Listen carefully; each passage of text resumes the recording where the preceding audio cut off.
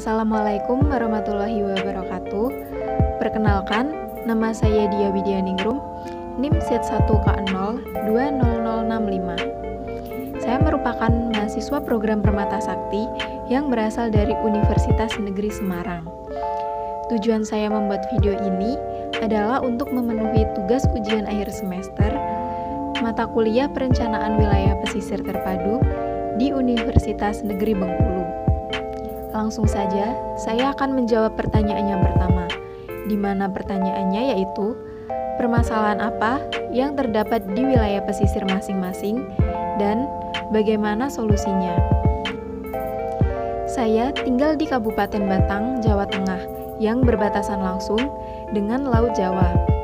Sebagai wilayah pesisir utara Pulau Jawa, tak dapat dipungkiri jika Kabupaten Batang memiliki permasalahan di berbagai bidang, baik lingkungan, ekonomi, maupun sosial dalam pelaksanaan pengelolaan wilayah pesisirnya.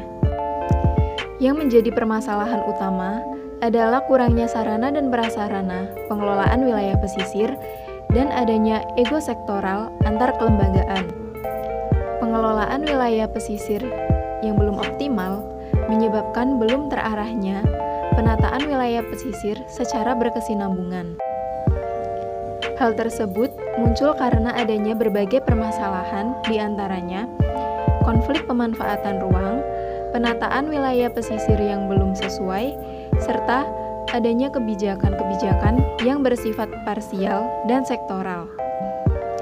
Dampak dari adanya kebijakan sektoral ini adalah munculnya peraturan yang mementingkan kepentingan masing-masing sektor tanpa mempedulikan dampaknya bagi sektor lain. Sebagai contoh, yaitu adanya pembangunan proyek PLTU yang dilakukan di Desa Karanggeneng, Batang. Pembangunan ini memberikan berbagai dampak negatif bagi sektor-sektor lainnya, di mana pembangunan proyek tersebut telah merusak kawasan konservasi laut daerah Ujung Negoro Roban yang seharusnya kawasan tersebut dijaga sebagai tempat pelestarian ikan dan terumbu karang serta menjadi wilayah penangkapan ikan bagi para nelayan.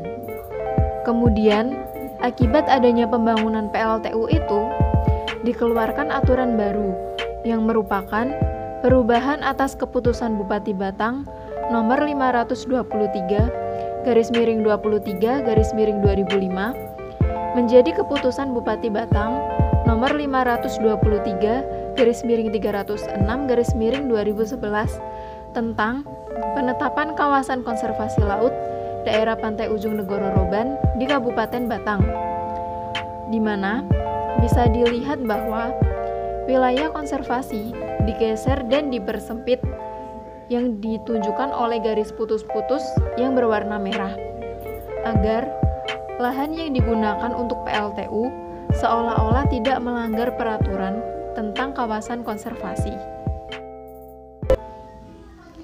Selain itu, proses pembangunan PLTU juga berdampak bagi kerusakan lingkungan yang dapat menyebabkan terganggunya ekosistem baik di darat maupun di laut.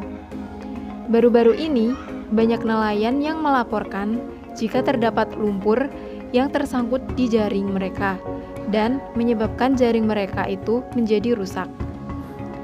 Selain itu, PLTU juga memberikan dampak negatif bagi sektor pariwisata karena proses pembangunan PLTU yang menggunakan bahan bakar batu bara menyebabkan perairan di wilayah Pantai Ujung Negoro menjadi keruh.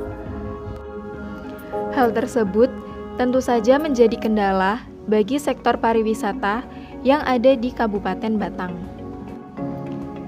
Pengelolaan wilayah pesisir yang masih bersifat sektoral membuat masing-masing stakeholder memiliki kebijakannya sendiri-sendiri, sehingga diperlukan adanya pembangunan berkelanjutan di wilayah pesisir di Kabupaten Batang. Upaya yang dapat dilakukan sebagai solusi dari permasalahan tersebut antara lain: yang pertama, pengelolaan limbah yang dihasilkan oleh sektor industri harus dikelola dengan benar, sehingga tidak mencemari pantai yang dijadikan sebagai objek wisata dan mengganggu aktivitas para nelayan. Kemudian yang kedua, warga yang tinggal dekat dengan wilayah pembangunan PLTU harus diberikan informasi yang akurat mengenai dampak lingkungan dari pembangunan tersebut dan bagaimana cara menanggulanginya.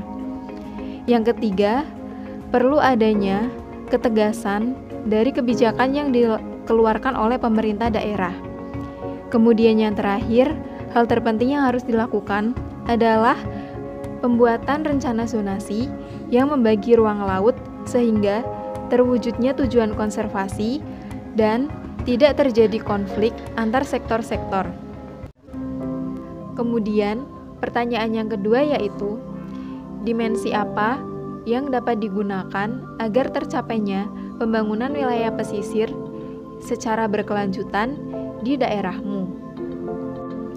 Pengelolaan wilayah pesisir secara terpadu adalah suatu proses menyatukan pemerintah dan masyarakat, ilmu pengetahuan dan manajemen, kepentingan sektor dan kepentingan publik dalam menyiapkan dan melaksanakan suatu rencana secara terpadu untuk perlindungan dan pengembangan ekosistem dan sumber daya di wilayah pesisir.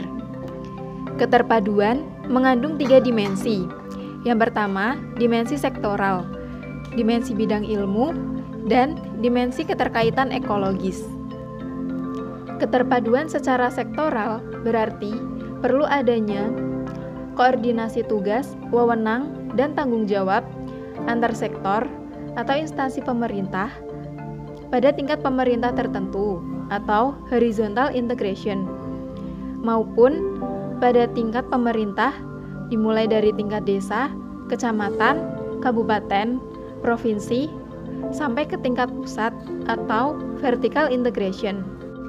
Keterpaduan dari sudut pandang keilmuan masyarakat berarti bahwa di dalam pengelolaan wilayah pesisir dilaksanakan atas dasar interdisiplin ilmu yang melibatkan bidang ilmu ekologi, ekonomi, sosiologi, hukum, dan lainnya yang relevan.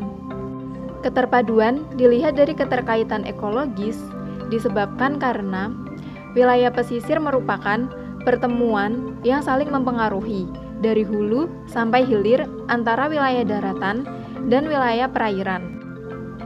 Menurut saya, dimensi yang diperlukan untuk menangani permasalahan yang ada di wilayah Kabupaten Batang ini adalah dimensi keterpaduan secara sektoral.